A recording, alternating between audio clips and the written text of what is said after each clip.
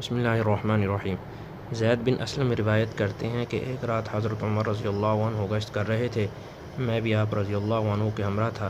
دیکھا ایک خیمے میں ایک عورت کے بچے رو رہے ہیں، ایک چولہے پر آگ جل رہی ہے، ہنڈیا آگ پر رکھی ہے، اس میں پانی ہے۔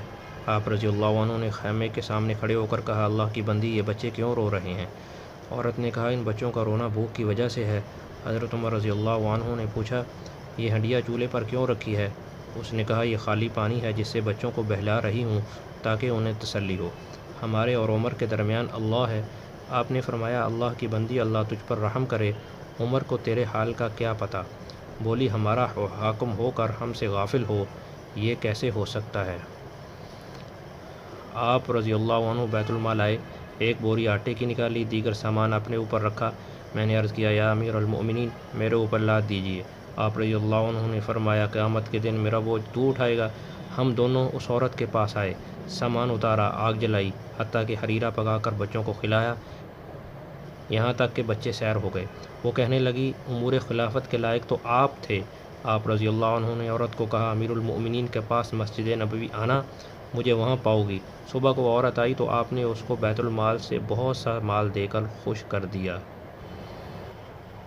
حضرت عمر رضی اللہ عنہ نے ایک ضعیف شخص کو گداگری کرتے دیکھا، پوچھا تو بھیک مانگتا ہے؟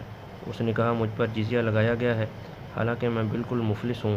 عمر رضی اللہ عنہ اسے اپنے گھر لے آئے اور کچھ نقد دے کر محتمم بیت المال کو لکھا کہ اس قسم کے ذمی مساکین کے لیے بھی وظیفہ مقرر کر دیا جائے۔ واللہ یہ انصاف نہیں ہے کہ ان کی جوانی سے ہم متمتع ہوں اور بڑھاپے میں ان کی خبر گیری نہ کریں۔ سیدنا علی کرم اللہ وجہہ فرماتے ہیں، سیدنا عمر رضی اللہ عنہ کو ایک دن سخت دھوپ میں تیز دوڑتے ہوئے دیکھا۔ میں نے پوچھا، امیر المؤمنین کہاں جا رہے ہیں؟ آپ رضی اللہ عنہ نے فرمایا، میرے ساتھ آئیں، میری نصرت کریں۔ میں نے کہا، کسی غلام کو حکم دیا ہوتا وہ اونٹ پکڑ لاتا۔ آپ رضی اللہ عنہ نے فرمایا، اس ذات کی قسم جس نے محمد صلی اللہ علیہ وسلم کو نبوت بخشی، اگر دریائے فرات کے کنارے ایک بکری بھی مال زکوٰۃ کی غائب ہو گئی تو قیامت کے دن اس کے بارے میں عمر کی گرفت ہوگی۔ پھر حضرت علی کرم اللہ وجہہ رو پڑے اور کہا، عمر، تو نے آنے والے خلفاء کو مشکل میں ڈال دیا، خدا کی قسم وہ تیرے نقش قدم پر نہیں چل سکیں گے۔ ایک بزرگ شخصیت کمر کے بل جھکی ہوئی ہے اور ایک صاحب ان کی کمر پر کھڑے اپنے گھر کا پرنالہ لگا رہے ہیں۔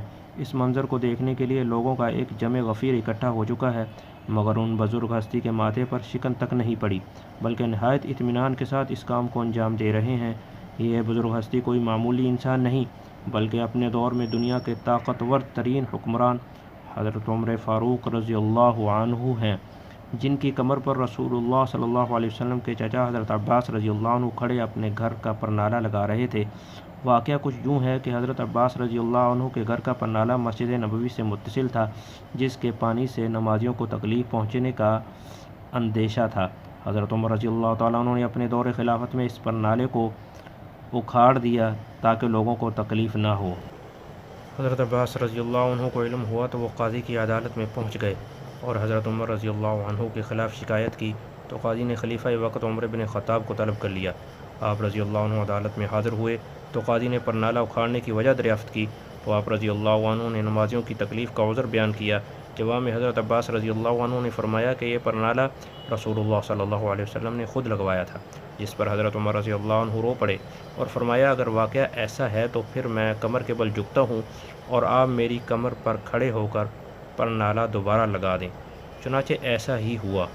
اس کے بعد حضرت عباس رضی اللہ عنہ نے وہ مکان مسجد کی توسیع کے لیے وقف فرما دیا۔